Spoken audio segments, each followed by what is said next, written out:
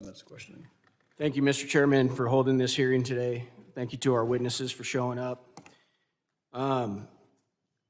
Many Americans, including other members that I've spoken to recently, don't exactly know what to think of these anomalous health incidents. I spoke to one the other day, just yesterday, who said, I thought that was debunked.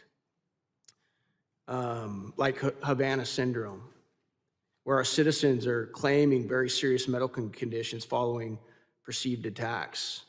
And after hearing your testimonies, it sounds like all three of you believe that these are hostile actions orchestrated by our adversaries against American citizens. Is that correct? Yes, sir. Yes. Not all of them, of course. Okay. And I can't remember which one of you said at least 68 incidents that you believe to be attacks using these type of weapons. Is that correct? At least You've 68 uncovered? incidents, I said, cannot be explained away with pre-existing conditions or psychosomatic symptoms.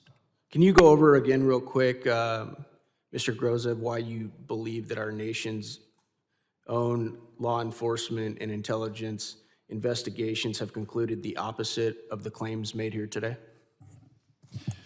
One general observation, and again, I don't know the answer, but based on my 10 years of investigation of Russian intelligence operations and observing the parallel findings of law enforcement and intelligence publications, I find that there's an over-reliance on something that a colleague and a victim, a colleague of the victims and a victim himself, called the drinking straw insight that is unfortunately used for many of the conclusions. Reliance on human intelligence sources that may be recruited within the Russian intelligence community, who are asked, do you know if this is you guys? And the answer may be no, and that may be a very honest, sincere answer. From my investigation, it's clear that any operation like this is heavily compartmentalized and it's firewalled to a degree where even other members of the same unit might not be aware that this has been going on. And to rely on human intelligence for conclusions of this stature is probably very inefficient. What we do find is unexplained travel. We find unexplained communications that all point to a very plausible and internally consistent theory that these people are behind the attacks. Again, I can see several reasons why the US intelligence might not want to make that public, but they must make it known to qualified and in a secure setting and provide answers to our findings. Guys, if your assessments here are correct, these are very covert weapons, aren't they?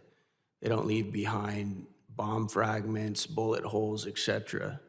They could absolutely be used by our adversaries and have very low levels of, very easy to deny that they were even there, that they were used. Is that correct?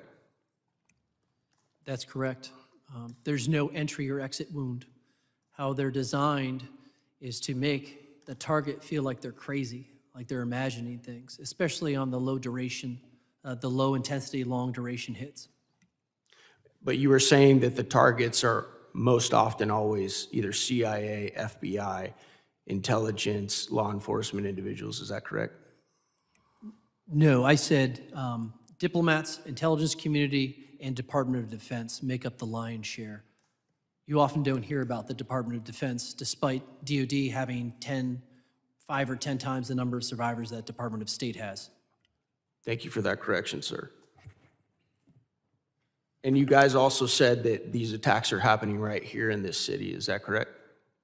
Yes. Yes. Can you expound on that a little bit more? I mean, there have been some that have gone public with respect to Washington, D.C. The particularly credible ones, and I'm not saying that those are not credible, but the ones that have received the most attention on the inside of the intelligence community are in Northern Virginia, and they are particularly of CIA personnel. I think it was Mr. Grozev said you spoke to a Russian agent who said that they believe that Americans are using these same weapons on them. Is that correct? That is correct, back in the 80s. Might that have something to do with part of the CIA's motive to cover up the existence of this tech and these weapons? That is a very logical possibility. Thank you. Mr. Chairman, I yield back. Gentleman yields.